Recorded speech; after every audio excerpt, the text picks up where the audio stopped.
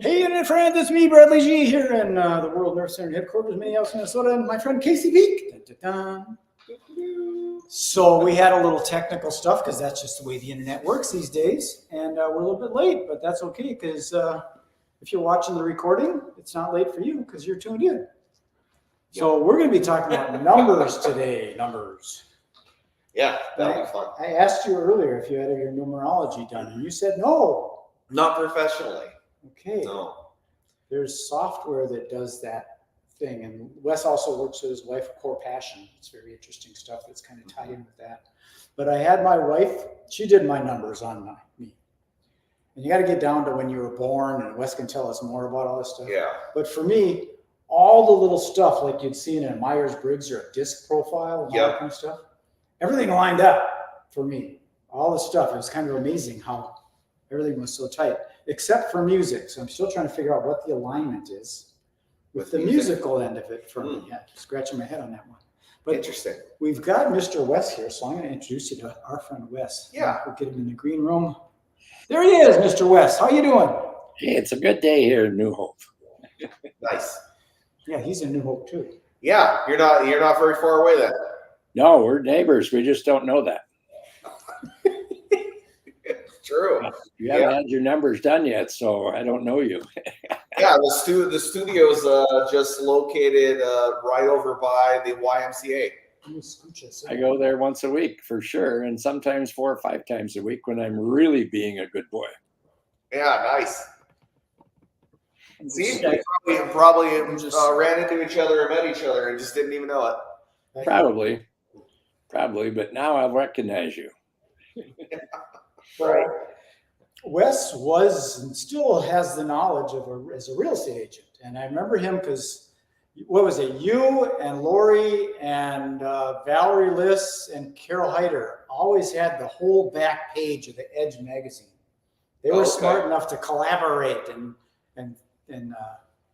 merge resources to have a big giant ad that was always there in prominence. So his name had real estate. And I thought, cool, a spiritual real estate agent. So we had had Wes sell us our house in Golden Valley, and we had such weird stuff happen there. One was when we went there to see the house, there was 5 deer in the backyard, and they were all just had their heads turned like that, looking at us, and they had this intense look. And we thought, that's pretty cool, seeing all these deer there. And later we found out there was another person that was looking at this house. Yeah. And he was a bow hunter. And he was asking the city, is it legal to hunt in the field back there? Oh, interesting. So these deer were begging us, please buy the house. We don't want to die. So Wes lined us up with that house, and there's a lot of stuff that happened at the house. That's cool. A lot of magic. Yes, and Wes has been on me to get back in line with my magic stuff for years. And his wife helped me with some branding stuff, and we came up with a subtitle for MagicBrad marketing. It was turning leads into gold. So it's a little play on the word lead. Turning leads into gold. So I still have that going on. Got a lot of stuff going on in your plate.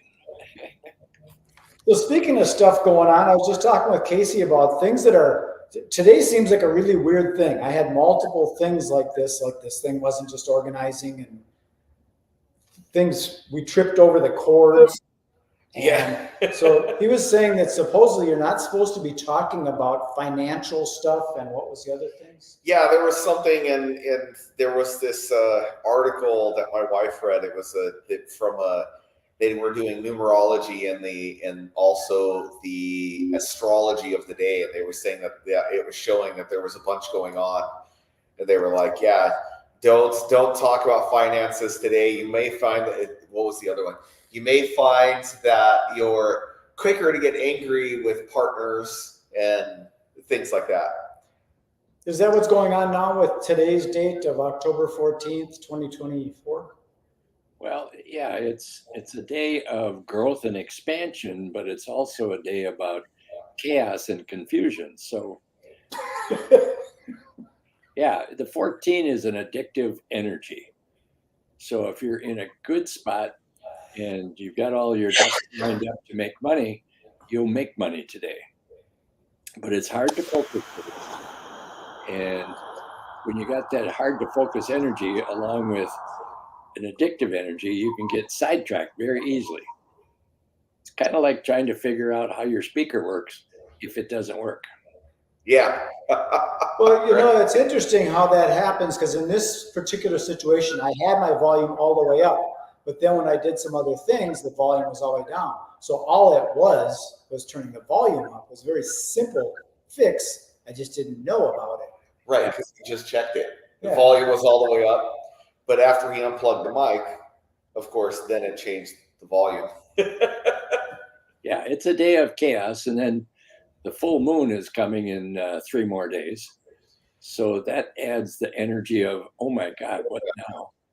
So Laurie was awake, I would say, about 4 or 5 hours last night. I was up 3 times. So yeah, it's a challenging day if you're not grounded and focused. You know, on that stuff, sometimes people go, oh, that's a bunch of foo, you know, that astrology thing or the zodiac and all that stuff. But you're only dealing with, what, 9 numbers?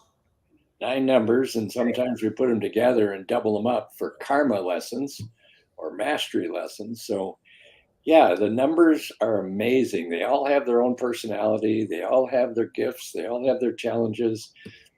When you start playing with the different formulas, you can find out anything you want to know about what's going on in the future, the past. People ask me all the time, who's going to win the election? When am I going to have a baby? You know, it's amazing. It comes within 2 or 3 days for the baby. We all have this blueprint that's guiding us, but we don't know there's a blueprint guiding us. So we think we have great ideas, which we do. But this, what I call the soul's blueprint, is an amazing guiding light that keeps us on track, whether we know we're on track or not. And it's not necessarily absolute for sure, concrete, because there's always, yes, the sun will rise tomorrow, but maybe not, right? It's just like a smorgasbord dinner. All the food's there. What do you want to have? Will you have a good time, won't you? The numbers are not to the point where they're like a regimented thing. It's, here's the opportunities today. Here's the challenges. Here's the direction. What do you want to do with that information? And the more intuition you have, or your sensitivities, if you listen to your intuition, you pretty much follow your guidance, whether you know you're following it or not. That makes sense. Before we go too much further, I want to let you know that Casey and I do this for a full hour, just talk about random stuff. So if you've got something you've got to do, I mean, normally when I do regular interviews, I just go for 15, 20 minutes. So if you need to break out, just let us know. Right now, my numerology says I'm in a good spot to listen to you guys all the whole. Nice. Yeah. Well, you have I wouldn't even call it a course, but you got a monthly kind of thing where people can learn about numerology, because some people are clueless on this and don't know what it means or anything.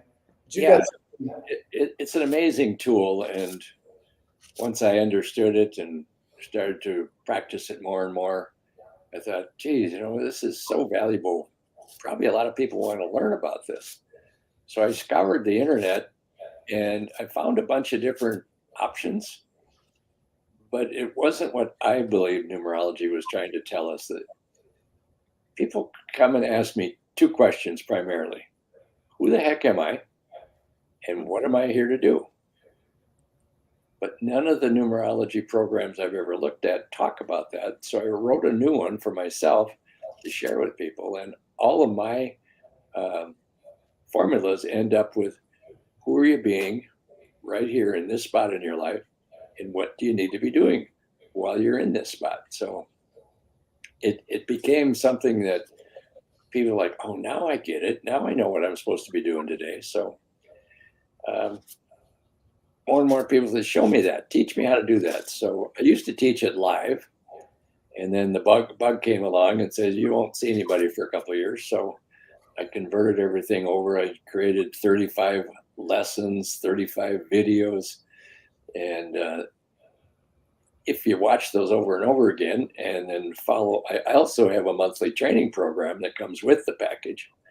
So every month we learn something new. And I just did my monthly thing last Tuesday at noon. And some of the people that were on there said, well, am I the only one that doesn't know about this? I said, well, you might have not watched that video, or you might not have had that online lesson. But I do my very best to cover all the questions they have and to teach them about what's going on now, how to find out what was going on in the past, what were your lessons, what did you learn, those kind of things. So it's a complete information plus teaching you something. That's what I love about it. All the different things. You've got your like date of birth, you got the date that it is, you got stuff like how tall am I? I'm 5'6", so that means something. How do you what numbers do you focus on? There's a lot of numbers out there, you know, street lights, street signs, and addresses. Stuff. Yeah, the numbers all have a personality. Just if you had 9 people on this show, we'd all have an interest, but a different personality, a different belief system. So it's more about where are the numbers located in your chart that you want to learn about. So you have what I call the 4 pillars of who we are. That's the day you were born. That represents 10% of your life. Then when I add the month, day, and the year to when you were born, that's a 40% energy in your life. So that's your biggest number, 40%. That's who you are. The birthday is how you're going to respond to whatever's on the table at that moment. Then I use your name on your birth certificate, and people say, well, why do I use that? Why can't I use my current name? According to Pythagoras, who created this system in our number system and our letters back in 600 BC, he said that the name that's put on the certificate is the announcement to the world about who you are and what you're here to do. Like, oh, well, that makes sense.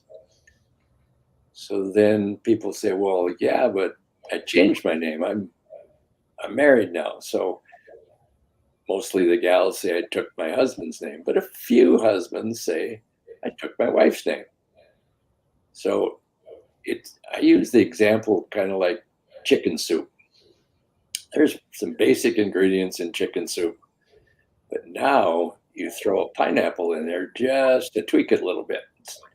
So your married name is still the grounding aspect, and the new name that you've created influences it. So sometimes people will ask me, I'm going to get married. Should I keep my name or should I not? Like with Lori and I, when we got together, I said, don't take my name. You'd be much more popular if you have your own name. So she did. And there's a good friend of mine in Florida. Her daughter was a real estate agent. She worked really 20 hours a day trying to make a living. And she's really good at it, but she just didn't have the energy that created wealth for her. So she found somebody to get married, and I did a chart if she had her new name or her original name. I said, you marry this guy and you take his name, you won't have any money worries ever again. So she did. They now, and have been for many years, buy handyman houses in the $1 million to $2 million range on the coast in Florida. They spend another $1 million, put them on remodeling it, and then they put it on the market and make another $1 million or $2 million. So that was a good thing for her. So I can see how that could work, like with the name on the birth certificate. When you write it on there, it puts it in the physical world. Rather than just talking about it and going through baby books and stuff, you're just speaking it. But when you describe it, that kind of locks it in. Yep. Very good. Yep. And so throughout our life, we're developing our path. And when we develop our path and we understand what the path is, it goes much quicker and much easier after we quit fighting it. Well, Casey works with astrology and stuff like that. So you got any questions for him that's kind of relevant to that? Because I know that it is kind of relevant, but it's almost a different language. The number language and the astrology language, both saying the same They're thing. very interrelated, though. There's a lot of numerology that's hidden inside the astrology. There really is. There really is. And yeah, there's another program that I ran across many years ago called the Destiny Cards. And they're regular playing cards. Brad uses them all the time, or used to, showing us how to do magic. But each one of those cards have a number on it. And each one of those cards have a symbol of clubs and hearts and so forth. Those are a combination of numerology and astrology because it uses the planets to learn about where you are with who you are with the card that you are. Interesting. It gets much deeper. So I put those two programs together along with the third one. So when I do what I call a full reading, people get 3 different perspectives of what's going on instead of just one. Well, here's the program you need. So when you put the 3 together, if you understand anything about triangulation, we need a triangulation to find out exactly where we're at. A dot or parallel lines never find yourself. You just have a good time. So putting those 3 together, I actually print out a book with 50, 60 pages in it. Tells them what to be doing each month, or at least what they should be watching for, whether they do it or not. And that stuff is so darn accurate. Most of the people order a new book every year. And they followed along, and I just opened up my email last Friday. It says, oh, I need a new book.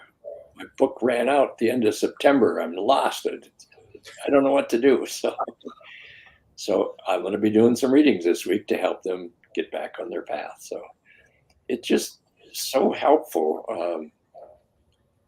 Good friend of mine who worked at Target in the upper echelon, she was telling me that another 5-6 years she was going to retire. And she said, I just want to know where I'm at right now. So I did her chart and I looked at it and I said, you know what? I think you're going to be looking for new work or retiring early next year. She said, no way, that's crazy. I've got my plans. Well, almost a year went by and she got her notice that she was no longer needed at the company. And I said, I told you, you're going to be 52, and 52 in numerology speak is a wake-up call because it's a critical year. It's one of a couple different critical years, but the critical year at 52 says, are you going to wake up and listen to your higher understanding, or are you going to just keep moving forward and doing what you do? Either one's okay, but usually there's a huge disruption in our lifestyle that happens at 52. So how old are you? 45. 45. Yeah. 45? Well, let me just share something else with you, Casey. Between age 42 and 47 is our first wake-up call. So things start shifting around age 41, 42. And by age 45, you've reached what numerology calls the first half of your life. 45. Because double that is 90. And as you know, we only use 9 numbers. So at 90, you start your life over again. And it repeats in a new pattern with an old memory. So coincidentally, a good share of my client base is somewhere in their 40s or their early 50s. Like Does that fall in with like the midlife crisis thing is usually around the 40s? What was that, Brad? It was a lot too much echo. What? Is that like the midlife crisis thing around the 40-year-old stuff? Yep, that's what society calls the midlife crisis. Oh, yeah. And I just worked with a gal here that Echo Bodine sent to me last Friday. And I just got to know her a little bit. And I said, well, what's going on with you? Well, my marriage isn't as kind of what I wanted. And this is my second marriage. I kind of wondering if I'm supposed to be doing that. And I hate my job, but I'm really good at it. And they pay me a lot of money. What do I do with that? So we went through her chart, and I said, you know what? Those exterior things, they're troublesome for you. But your chart says you got to learn about you. And I said, how old are you? She said, I'm 45. Okay, here we go. So I gave her some plans to meditate, do some journaling, work with somebody. I can help her if she wants, but she just needed to know all the things in her environment were helping her to understand you need to look inside instead of outside. And that's what the 45, the 40s, really 42 to 47. When you work from the inside out, that's the original authentic way we grow. But since birth, we're taught if you get everything in alignment in your exterior world, you'll be happy. So we've been taught just backwards on how to grow ourselves and learn about ourselves. And when you start with the inside out, it's like, oh my God, this is so much easier. Yeah. So in school, they shouldn't be teaching math. They should be teaching numerology. What? I said that in school, instead of teaching math, they should teach numerology. They should. They should teach us some life lessons about astrology, numerology. There's so many things that show up in a person's chart about, well, you make good money. I have one fellow, he makes really good money, and he never has any money. And I looked at his chart and I said, well, you have no attachment to money. You don't know where it is. You don't know how much you've got. You don't even know if you have any, but you know you make a lot, so you must have some. And he's been running his life like that forever. And now how old is he? 41. Oh, you're an early bird. You're going to start early learning. So it's just so much fun. It just kind of feels like I'm sitting on a cloud next to God, just watching down there and like, let's watch what this person does now that they're this age. I was at a Renaissance. I don't know if we talked about this before, but a little Renaissance fair in Cambridge a couple weeks ago. And it was a costume thing, you got to dress up. So I dressed up as Merlin, had my cloak on and my pointy hat. And so I sat down and a couple people started coming up. What are you doing? What are you doing here? So I said, well, I can tell you about yourself. Within about 5 minutes, they were shocked and amazed because I just met them. I told them what their thoughts were around certain things and how they behaved and their opinions and what's going on deep inside of them. And it made them a little uncomfortable. It's like, how do you know that? Yeah, they were actually sitting back like, wait a minute, am I leaking here somewhere? You say I'm leaking? But it's all good stuff. It's just so helpful to know what's going on in life. Yeah, absolutely. Well, once you get into the thick of it, and like as a person does start growing up, they get taught things like we had mentioned before that are external. So you go through school and you're supposed to go get a job, and dentists and lawyers and doctors get paid a lot of money. Yeah, but I like construction, so I'm going to go be a construction worker. And then you might find out that that's not what you're supposed to be doing. Oh, okay. Yeah, very true, Brad. That's most of the people are doing something because they should instead of because that's what they're here to do. Yeah. Yeah, and once in a while you find people that for some reason stuff just works out. They're just in the zone. Like our friend that recently ascended, Patrick Weisman. That guy was so on. I went with him to Bali, and he likes to ride bikes and stuff. And first, I'll tell you another story. I was sitting with my wife Monica. We were watching the bald eagles over by the river, and sitting on a bench. And I said, there's this friend of mine, Patrick Weisman. All of a sudden, 2 mountain bikes come up, and there's Patrick and the guy that did the acupuncture. I can't remember his name. I can't remember the guy's name. But Patrick and this other guy come scooting up, and there he is. He just manifested just like that as soon as I thought his name. Well, Patrick and I went to Bali, and we were mountain biking, and the guide was telling us, slow down, Patrick, because Patrick is zooming. And we're on this path. It's a narrow path. On the right, it's a 30-foot drop. On the left, it's rice paddies. He's just zipping down there. I go, Patrick, slow down, slow down. And he's just in the zone. And I felt myself, okay, I'm just going to follow Patrick. I'm in the zone. And I was just cruising. I just feel it. And then I had a little doubt. And boom, I fell into the rice paddy, not over the 30-foot. I fell down. I got back up. I started going again. I got in the zone. And as soon as it came into my thought, a little bit of doubt, bam, I fell into rice paddy again. That man is very powerful. He's still here with us in spirit. That's very true, Brad. And numerology will tell us where your critical thinking or your distracted thinking shows up in your life. That's one of the things that really surprises people. Like, how did you know that? So, yeah, it's a powerful tool. And as we talked about before on one of your other shows, I used it a lot in my numerology career to match up the number of the house along with the number of the people so that they would know what this house would be like. With your real estate career. In my real estate career. Yeah.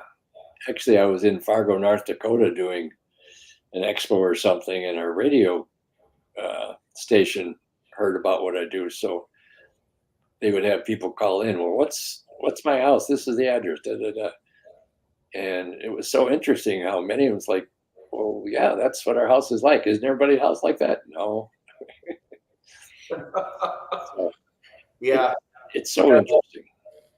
My wife, she's talked to a few different astrologers, and they asked about the numbers of my house, and they said, "Oh, that's a hermit house." Yeah, so it was pretty funny. She was looking at it. She goes, "Oh yeah, that's a hermit house," and I'm like, "Oh yeah, no wonder why people come in here and just don't want to leave." Hermit house. Yeah. So that it must add up to a 7. I guess. What's the address? 5236.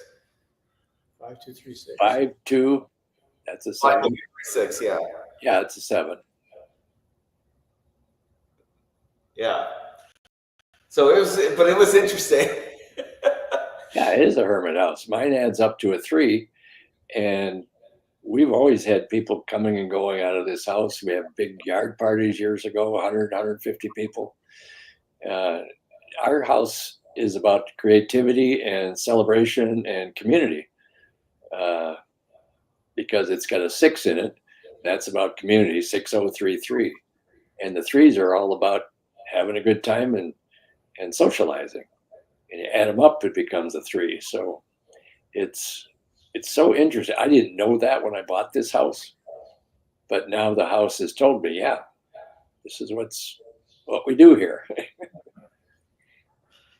Yeah, that's interesting. It is, and there's certain numbers that can help you identify where you'd be in alignment with a particular career. So I use mostly the what I call the birth path or your power number. That's when I add the month, day, and the year together. And whatever that number is will define what's going on throughout your life. And people will ask me, am I in the right career? Like, well, this particular career, you could do any one of these half a dozen or a dozen things. For instance, a lot of people come when ask me things, and many of them are service providers like massage therapists or healers or psychics and those things. And they have a 6 energy. And a 6 energy is always about teaching, healing, family, community, building a strong center core of learning and teaching. And they're like, well, yeah, that's what I do. I'm a massage therapist. Okay, you're in the right spot. Now, what else do you want to know? Well, maybe I was born on the 5th of a particular month. Well, now you're a massage therapist. But the 5 energy, like we're experiencing today, is a restless energy. You get bored easily. You want to travel. You need to be doing something different than every other massage therapist. Well, yeah, I do this particular thing when I do a massage. Well, see, now that's how you're influenced there. And the destiny may be a 3. Add up to a 3 with the name on your birth certificate. It's like, oh, here's what a 3 is doing. Are you doing this? Are you promoting? Are you on the internet? Are you marketing yourself? Do you give talks? Do you write? It's about a creative energy. It's like, no, I know I should, but I haven't started that. Well, the destiny is something that you are kind of resistant to up to your middle 40s. And then you start owning it and you live into it. So the destiny isn't a natural thing that I want to do that.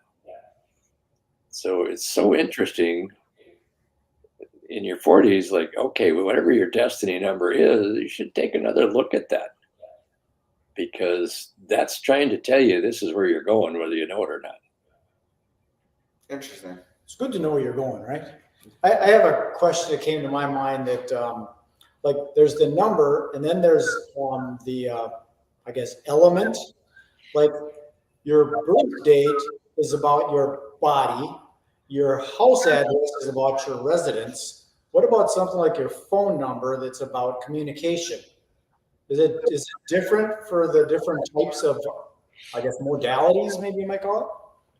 I don't use it as a tool to help identify things. However, when I enter their name and their birth certificate name and their number and their birthday, I always gather their phone number and their email so I can send it to them, the printout.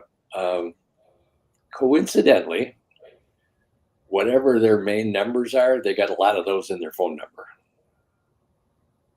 The 6s and 4s and 3s, I mean, it's more than the average person would have of those numbers that you're using in your phone number. Interesting. So you got to be careful when you go get a phone number. You got to get the right one. Use those vanity numbers so you can guide your destiny. Yep. So it's so interesting. I had a fellow from India contact me last year, and I thought it was a spam call. He said, "You want to be on my show and just do some numerology?" And I'm like, no. So anyway, he kept bugging me, and so I got on his show. I found out he was a real guy, and he had a show similar to what you guys are doing. He had I don't know, 10,000 followers, and it was in India. But in India, numerology is taught, I think, in schools. It is so well known in India that numerology is where you're going. Get to understand it. So I talked about it, and he mentioned at first that the show would be in English because I don't speak Indian. So there was about 2,000 people on there, whether they all spoke English or not. And they asked me some tricky questions. And one of them I remember was, well, what does the number 108 tell you? I said, well, the number 1 is you aligning yourself with your higher purpose, your power, your God energy. The 8 is about managing and controlling and organizing and getting clear. And the 0 is always about God. So what you're doing with that number is aligning yourself with God to help you manage and take control of your life. Oh, very interesting. Our prayer beads, there's 108 on our prayer bead. Like, oh, well, that makes sense. Oh, Nice. who knew? Yeah, it's so interesting how these things just happen all the time. Yeah. Yeah, that's pretty amazing. Yeah. My wife gets really into reading stuff about numerology. I know about astrology. It's just something that I grew up with. So I learned a lot about astrology, but it's, you know, I met a friend whenever I was 14 who started teaching me about astrology. So it was kind of, I was kind of lucky there. I got to meet a lot of other people and learn a lot about it. But with numerology, it's just never really entered into my wheelhouse, really. Yeah, it's fascinating. It is fascinating, and I never really was into astrology. I tried my darndest to learn it, but for that, it was too complicated for me. It just so many different houses and different things in each house and all the different variations. I mean, it's probably no more challenging than numerology, but my brain didn't go there with the planets. So Sure. Until numerology came along, I wasn't interested either, but a cute girl introduced me to it. And she said, "You want to learn?" And I said, "Sure." And so I spent 3 years learning and hating her. So it was pretty intense learning that I had. And I've moved on now to different things and a different girl. It was one of the more fun training programs I've ever had. Speaking of the other girl, would you share a little bit about the core passion thing with us? Yeah, that core passion's an amazing tool. And it's so interesting where it came from. It came from one of our higher purpose guides, my good friend and guide who's been with me for many years, Merlin the Wizard. And he said, "I want to teach you something." So over a period of 6 months, I would sit and listen and then share what he was teaching me with Lori. She would type it all down, and then she would ask a question, and I'd get more information. And sometimes I'd lose that connection to Merlin, and I'd start talking. She said, No, that's you. Stop that. Go back and listen to Merlin." So it took us 6 months to put that together, and we didn't even know what we were putting together. So our technology gal, Lori Lorenz, said, "Well, my mom's got a double doctorate degree in psychology and methodology. She makes assessments for corporations. Maybe we could make it into an assessment." So fine. So we gave her all the paperwork, and several months later, she said, "Well, I got the questions all figured out. Now I got to send it out to a whole bunch of people and test it to validate it. Because if it's not at least 70% accurate, we can't use it.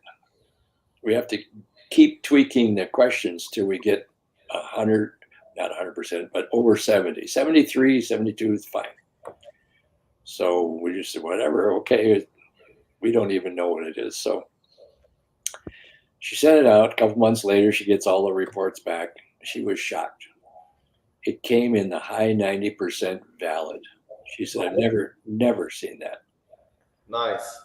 And she said, I said, "Well, it really wasn't our work." It was Grandma. She was a spiritual lady also. And so she said, "Well, that makes sense. I've never seen this before." So the questions, there's 240 questions, and they're just everyday questions. How often do you like to do this? Every day, once in a while, sometimes. So you answer 240 questions. It takes about a half hour. And then you press calculate, and it calculates into a bar graph with lines on it showing you the intensity of what we call code has been identified as. There's 12 of them. So once you see your codes in a bar graph, you start to understand the intensity of it. And then there's a written page or two about each code, what's going on, what's the gift, what's the challenge, how does it work in relationships, how does it work with lessons, what are you learning with this code? And so it's become one of our main tools that we use in helping people with their direction in life. It's 21 years old, almost 22 years old. We created this, and typically with spiritual work, it's way too early in life to apply it to humans. But in the last several years, it's really taken off, the last 10 years. And we use it a lot in leadership training for leaders. And we used to call it just team building, but it's more about a collaborative communication with a team. And that's where we've been applying it now with clients. Companies are talking to us about how that would work. And we now have more of the Spanish influence because there's so many people with that language that don't speak English clearly. So I talked with Brad to see if Monica could help us figure out how to convert it to Spanish, the questions. And we got to meet with you and Monica maybe next week, Brad. But we've been asking, different people have been asking, how can you use that tool with different cultures?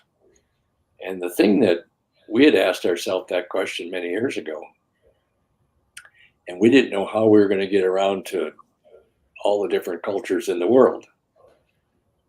And coincidentally, our higher guidance, Spirit, said, let me help you with that. Not really, but within a few months, the University of Minnesota called us and said, we've heard about this assessment, core passion assessment. We have people from around the world coming through our program. Could you help them identify who they are and what's driving their energy with that tool? I said, well, let's try it. Well, they were from different cultures all over the world, Egyptian, Iranian, Afghanistan, China, Japanese, all over. And they were in the human rights program. These were all leaders around the world that were learning about our human rights system and how they could apply it to their culture. So we worked with them about 2 years on and off. And by the end of that time, they were so impressed. And we asked them, do you believe this assessment works with all cultures? And they're like, hell yeah, it does. It's amazing. And the instructors who worked with them for the 2 years said, this is the closest any group has come in our bringing people from around the world for different things. They've never come as close to each other with this program. So they were so excited that they wrote what they called a manifesto for collaborative communication around the world. And they took back that to their countries to see if they could use those systems and processes. We still keep in touch with a couple of them, but to answer your question, it covers all cultures, all ages. It's amazing. Gets to the core of the passion. Core passion. What we say is that it identifies what's going on with your inner spirit, because this lady who developed the questions, just plain old questions, but she was able to take that information and put it into different energies. It's like, oh, wow, different energies. That's amazing. So it's an amazing tool, and we're very excited about it. Lori's actually in a training program now through Walgreens. They're doing a global training program teaching people that have tools how to present them to large corporations. And it's really amped up her delivery of her presentation, how she talks about core passion. It's come down to a cute little saying: we solve the people puzzle. Because Gallup came out with a survey late last year that said 70% of the employees worldwide are not engaged with the company they work for. Sure. They're bored, or distracted, or they're actually talking against the company's policies. And that adds up to $9.1 trillion of lost revenue. Makes sense. Or they did it for the money, and now they wonder, why the hell am I doing this? Yeah. So that's what we do. We solve the people puzzle with their communication, because employees, the ones we've worked with in companies, never really felt validated for what they bring. So they just show up and put a mask on and say what you think they want, the company wants you to say. Makes sense. And when we have them speak with their core passion energy words, they light up and the team lights up. It's like, whoa, I didn't know that about you. Well, yeah, that's what I do. That's what I like to do. So anyway, it's been a great awakening, and it's time. We were about 20 years ahead of our schedule with the information. It doesn't measure your performance. It measures who you are to increase your performance. And Right. all the people say this is not like any other assessment we've ever taken. Got it. This gives me permission to speak who I am. So is that they can reach you through your website here to learn more about that as well, right? Yep. Yeah. WesHamilton.com. You bet. Correct. Well, Wes, I'm going to let you go into the green room. If you want to stick around, you can listen to it. We're going to sit and talk about you. Okay. Oh boy. Okay. And then close it out. Guess what? It's about another 10 minutes. So we're going to sit and talk in general about what we just learned. Yeah. So appreciate you taking the time. And yeah, we'll get together with Monica soon. Yeah. You guys can probably connect too, and maybe you can. Yeah, absolutely. Okay. You're right here in Newell. Okay. Yeah, we're close. Yeah. So All right, Wes. Thanks again, buddy. Thanks, guys. See you. Well, that was a lot of fun. It was. It's fascinating. Yeah. You don't know how old he is, but he's an older guy. He's way older than me. Way older than me. Really? Yeah. He's up there. I can't remember how old he was, but I was surprised. He's an Okay. older guy. Yeah, we met them I met him a long time ago. Then I married Monica, and then we connected with him because of the real estate thing. We wanted somebody Sure. that vibed with stuff, and I didn't know of any spiritual real estate people. But when I started thinking about that, that's how he branded himself for years in the back of that magazine.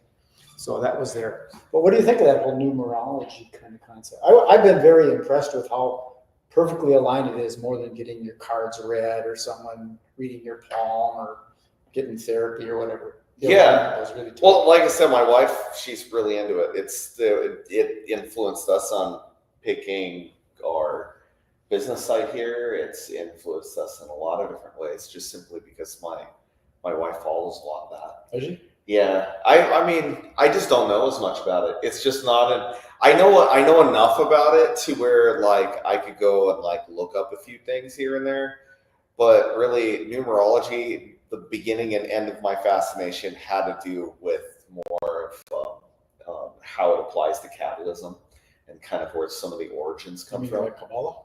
Mm-hmm. Yeah. Okay. So in Kabbalism, so there's this thing where it's in the Sephiros. Torah.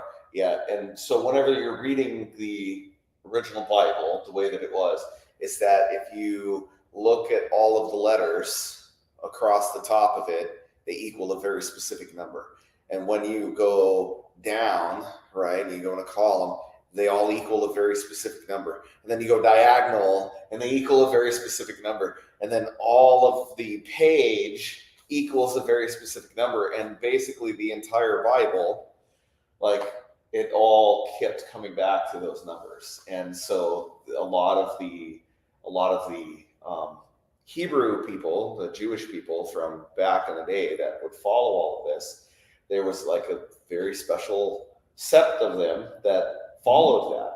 And according to a lot of the magic or mythology or whatever you people want to call it, that's hidden in there, all those numbers and everything else, that's what allowed them to be able to do things like write on the pieces of paper to create golems and put, they put the paper in the mouth and that would create the golem. It was all supposed to be magic that was based on numerology.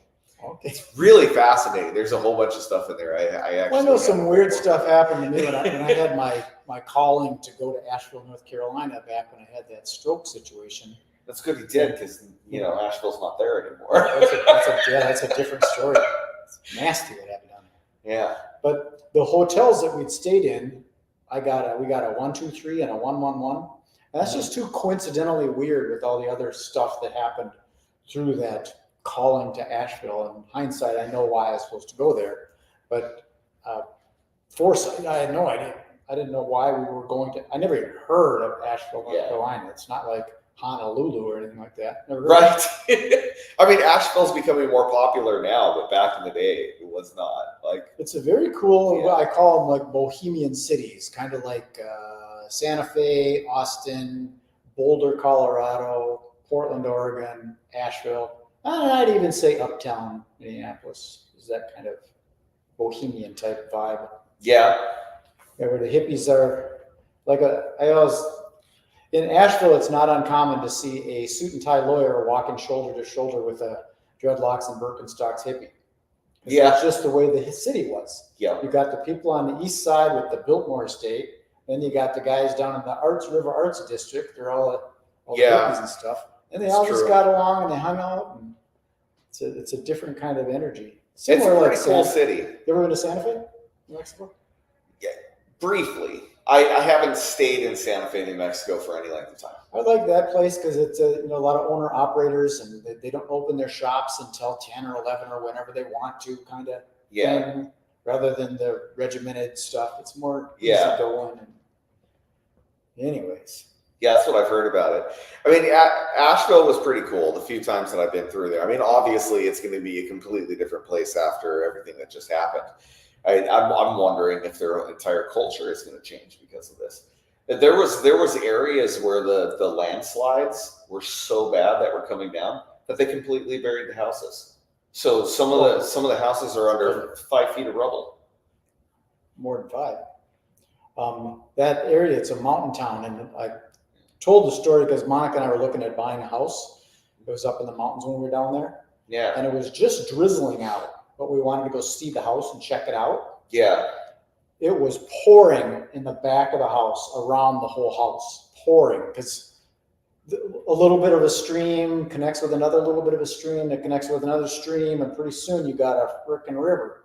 Yeah. So it can happen, and it can happen rapidly. All of a sudden, it just changes. Yeah. The mountains. It's a different world when you're in the mountains. Kind of stuff. So I feel for those people down there. It's nasty. My brother-in-law's in the middle of it. He's in Asheville? Yep. He was up in the mountains. He lives in the mountains there. Well, 2 of my brother-in-laws, so both of them, they live out there. One of them happens to be in Mexico right now. So he's doing some filming in Mexico. Okay. Yeah, so he's over in Oaxaca, but the other one, he's in the middle of he's in the thick of it. So he was there whenever it all happened. We were trying to get a hold of him. It took us a week to get a hold of him. Finally got a hold of him. He's like, "Yep, we're all okay. We were up on the mountain whenever it happened. Yes, the roads got all washed out. Yeah, we're stuck up here, but it's okay." Yeah, I can see how it just wash out all the sewage pipes and wash out all the water main things and the telephone poles and just wash out everything, and you got nothing there. You got to start over. Yeah. So him and the group of people that he's down there with, because they're part of this ayahuasca church that's over in the area. That sounds like Asheville. That they all do medicine together and everything. But they went back down into Asheville after they were able to get down there, and they collected a bunch of clean water. They were giving out water. But now what I've been hearing for like the last week and a half, they've gone on body search duty. So they've been recovering dead bodies, just tons and tons of them. Mm-hmm. It's nastier than people are letting out, and the media is not covering it the way that it really is. Yeah. There's other more important things, whatever the heck that might be. Apparently the election.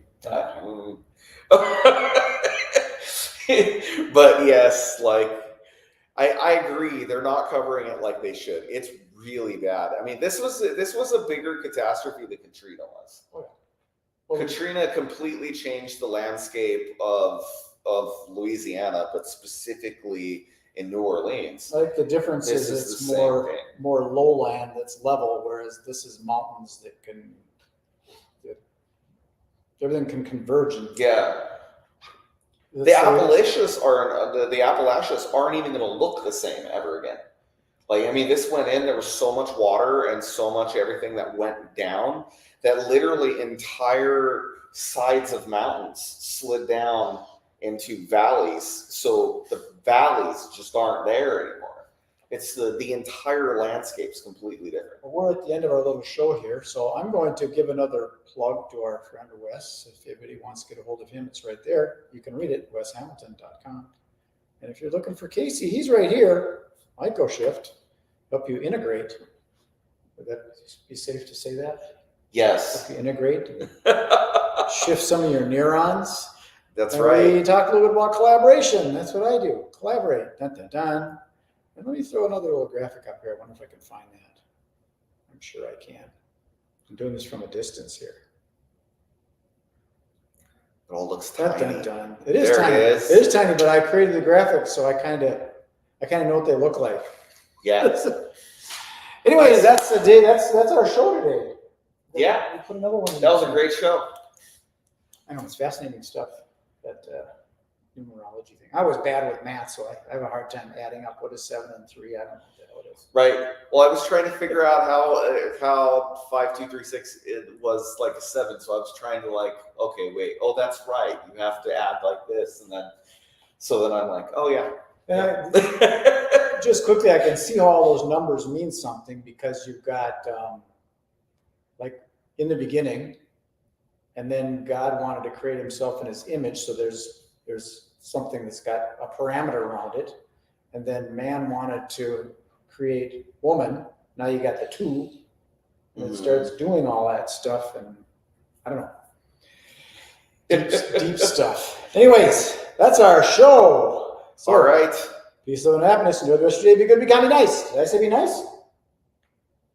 Be nice.